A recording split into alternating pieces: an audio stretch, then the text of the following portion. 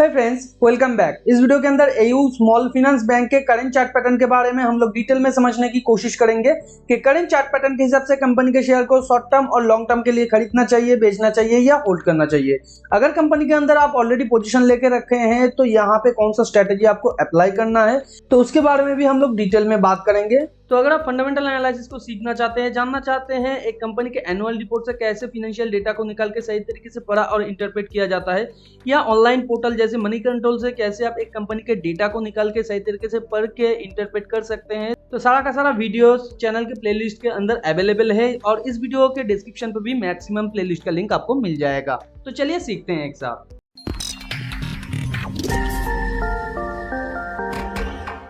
जैसे कि आप स्क्रीन पे देख पा रहे हैं, ये स्मॉल फाइनेंस बैंक के ये वनडे का चार्ट है। वनडे के चार्ट में कंपनी का शेयर प्राइस लगातार एक बेयर वेज के साथ नीचे आया था और यहाँ पे अपना वेज को कंप्लीट किया था। उसके बाद एक बेयर फ्लैग के साथ इसका शेयर प्राइस थोड़ा सा ऊपर गया और नीचे टू लेग फॉर्मेशन के साथ आने के बाद यहाँ पे एक हायर लो क्रिएट करके करेंटली ये ऊपर जाने की कोशिश कर रहा है। आज के दिन आप देख सकते हैं या पिछले दिन आप देख सकते हैं, यहाँ पे मोर देन 7% के आसपास इसने मूव दिया था। ऊपर ये जो रेजिस्टेंस पॉइंट है यहाँ तक आ गया है। ऊपर थोड़ा सा प्रॉफिट बुकिंग हम लोगों को देखने को यहाँ पे मिल रहा है, मगर ये प्रॉफिट बुकिंग क्या आगे सिग्निफिकेंट हो सकता है या यहाँ पे हम लोगों को नया पोजीशन मिल सकता है, उसके बारे में थोड़ा हम लोग अभी बात करते हैं। अगर कंपनी के शेयर में आप ऑलरेडी इन्वेस्टेड है तो पहले मैं आपके लिए बात करना चाहूंगा। तो यहाँ पे जो फॉर्मेशन हो रहा था आपको इसे थोड़ा समझना चाहिए। जैसे कि ये एक बेयर फ्लैग के साथ ऊपर की तरफ जा रहा था, उसके बाद टू लेग फॉर्मेशन के साथ ये नीचे आया।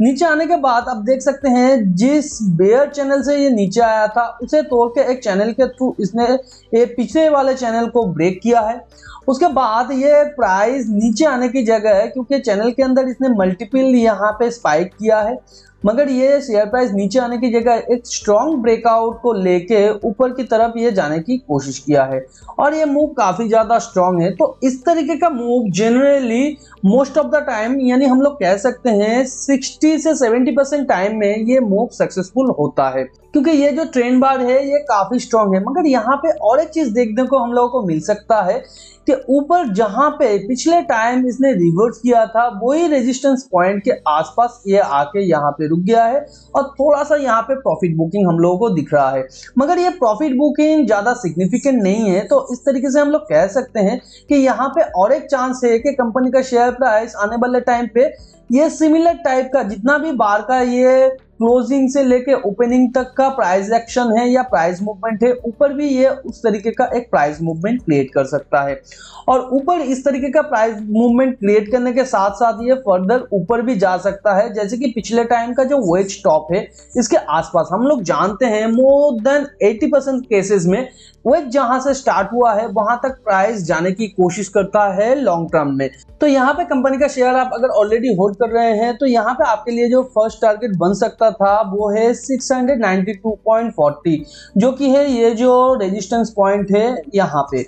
और इसे अगर तोड़ के ये ऊपर जाता है नेक्स्ट आपको मिलेगा 734.70 के आसपास, जो कि है ये जो बार का क्लोजिंग पॉइंट है और स्टार्टिंग पॉइंट है। तो यहाँ से यहाँ तक का जितना भी प्राइस मूवमेंट है ऊपर, अगर हम लोग सेम प्राइस मूवमेंट को कैलकुलेट करें तो 735 के थोड़ा ऊपर होता है, कंजर्वेटिव वजह से 734.70। उसे अगर तोड़ के ऊपर जाता है नेक्स्ट इसको मिलेगा 777 टू 789 के आसपास इसे नया रेजिस्टेंस पॉइंट मिलेगा। तो वहां तक आपका थर्ड जो टेक प्रॉफिट है वो हो सकता है, यानी इस पॉइंट के आसपास। इसे अगर तोड़ के ये ऊपर जाता है देन 813 के आसपास, जो कि है ये जो वेज का जो टॉप पॉइंट है, यहां तक भी शेयर प्राइस जा सकता है। मगर आने वाले टाइम पे ओवरऑल मार्केट कंडीशन भी यहाँ पे वेरी करता है कि ओवरऑल मार्केट कंडीशन अच्छा होना चाहिए, उसके साथ साथ कंपनी का जो खुद का टेक्निकल है वो भी सपोर्टिव होना चाहिए। कोई significant big deep pull back या रिवर्सल का कोई भी सिग्नल नहीं होना चाहिए,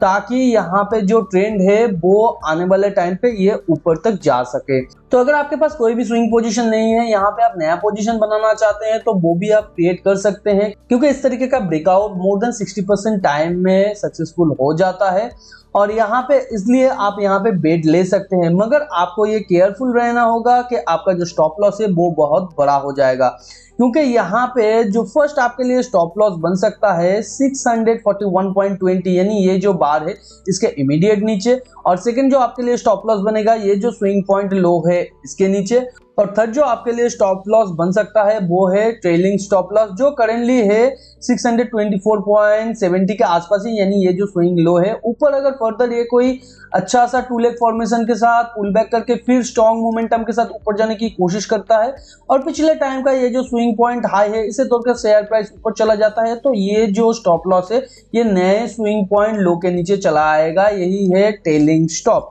तो इस हिसाब से अगर करेंटली आप यहाँ पे पोजीशन लेना चाहते हैं तो 676 टू 684 के आसपास आपके लिए पोजीशन बन रहा है, यहाँ पे आप पोजीशन ले सकते हैं। मगर फिर से मैं कहता हूँ इस तरीके का जो मूवमेंट है या ब्रेकआउट है वो 60 टू 70% टाइम ही यहाँ पे सक्सेसफुल होने का चांस रखता है, यानी 30% टाइम पे ये जो ब्रेकआउट है ये फेल हो जाता है। आप अपना जो रिस्क रिवॉर्ड है वो उस हिसाब से ही कैलकुलेट कीजिएगा। फॉर एग्जाम्पल यहाँ पे अगर आप 10 शेयर ले सकते थे तो आपका यहाँ पे स्टॉप लॉस बड़ा हो जाता है, तो उस हिसाब से अगर एक ट्रेड में आप यहाँ पे मान लेते हैं 100 लॉस कर सकते थे यानी 100 रुपीज, तो यहाँ पे हम लोग मान लेते हैं ये जो स्टॉप लॉस है ये 10 का है,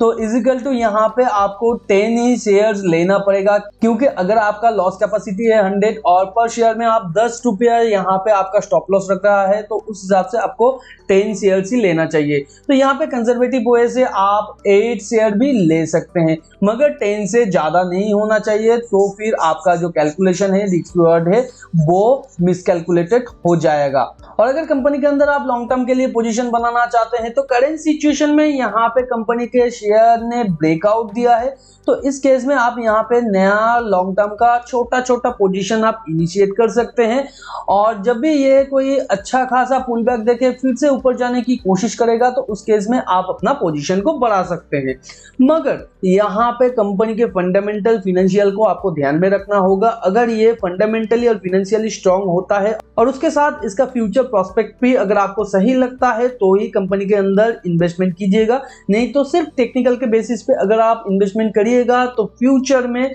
ये ज्यादा टाइम तक टेक्निकल सपोर्ट नहीं करता है अगर इसका फंडामेंटल सही नहीं होता है। तो उम्मीद करते हैं वीडियो आपको नॉलेजेबल लगा होगा। वीडियो अगर नॉलेजेबल लगे तो वीडियो को लाइक एंड शेयर कर दीजिए आपके उन फ्रेंड्स एंड फैमिली के साथ जो फाइनेंस और स्टॉक मार्केट में इंटरेस्ट रखते हैं। टेलीग्राम चैनल को अभी तक ज्वाइन नहीं किया है तो ज्वाइन करके रखिए, क्योंकि अचानक कोई भी अपॉर्चुनिटी इमर्ज होता है तो वही पे पहले अपडेट दिया जाता है। चैनल का लिंक नीचे डिस्क्रिप्शन पे दिया हुआ है, आप जाके ज्वाइन करके रख सकते हैं। वीडियो के बारे में कोई भी क्वेश्चन और डाउट है तो नीचे कमेंट में आप लिख सकते हैं। किसी और कंपनी के टेक्निकल फाइनेंशियल के बारे में आप डिटेल में जानना चाहते हैं तो उसके बारे में भी आप नीचे लिख सकते हैं कमेंट में, मैं उसके ऊपर भी डिटेल वीडियो बनाने की पूरी कोशिश करूंगा। चैनल पे नया है तो चैनल को सब्सक्राइब करके बाजू में जो बेल आइकन है उसे भी हिट कर दीजिए ताकि नए वीडियो का नोटिफिकेशन आप लोगों को तुरंत मिल सके। मिलते हैं अगले वीडियो पर, तब तक के लिए अपना बहुत ज्यादा ध्यान रखिए। Thanks for watching and happy investing.